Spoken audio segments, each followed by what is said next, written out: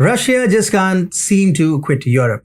It's like that ex who just won't stop calling, texting, and showing up unannounced at your doorstep with a bouquet of roses. Russia knows that the European market is crucial and they'll stop at nothing to get their goods there. Hi and welcome to a fresh new episode of The New World Order with me, Atul Mishra. Let's begin. US and European countries have poured billions of dollars in aid and weapons to the war as a bait to instigate Russia. After Sweden and Finland ditched NATO, it is that in the army general. However, the puppet king, consumed by power and fear Russia has always been in love with the European market, despite the EU's hatred for it.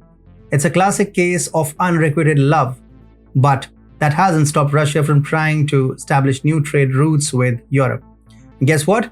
Russia has now come up with a new trade route via India, Iran, and Armenia that could outsmart Europe. According to media reports, pro-Russia Armenia is about to elaborate on a new Europe-India-Iran transport corridor.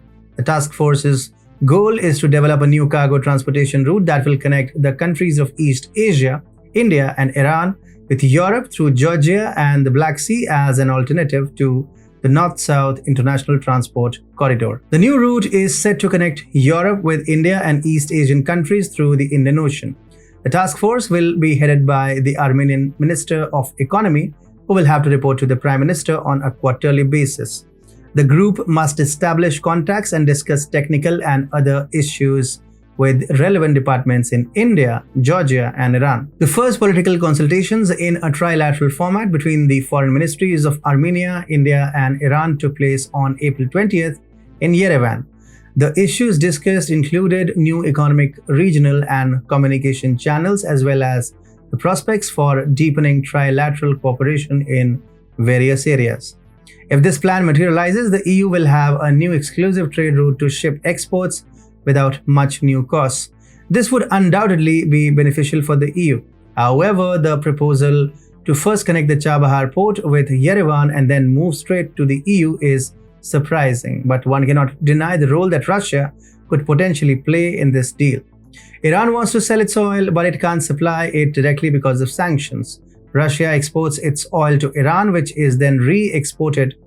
Furthermore, Russia is actively pursuing new economic ties with Iran.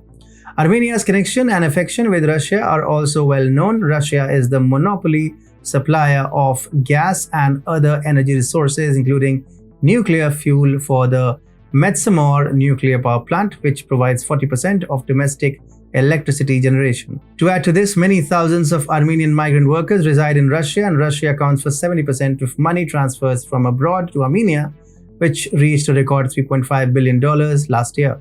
It's hard to deny Russian links in this deal, especially since Russian Foreign Minister Sergei Lavrov came to Armenia and Azerbaijan to resolve the Nagorno-Karabakh crisis. This makes the claim of a new Russian trade route more certain. Russia is establishing new trade links with the EU via various means, like a backdoor entry. The EU may detest Russia, but it cannot deny the benefits of this new trade route. Little does EU know that Putin has a plan up his sleeve. With India, Iran, and Armenia all in on this trade route, it's a veritable dream team that could outsmart Europe at its own game. And let's not forget about Russia's active pursuit of economic links with Iran. They are practically inseparable at this point. And with Armenia's strong connections to Iran, it's like they are all in the same secret trade route club. So while the EU may be shaking their heads at Russia's shenanigans, it is hard to deny that they won't be using this new trade route to their advantage.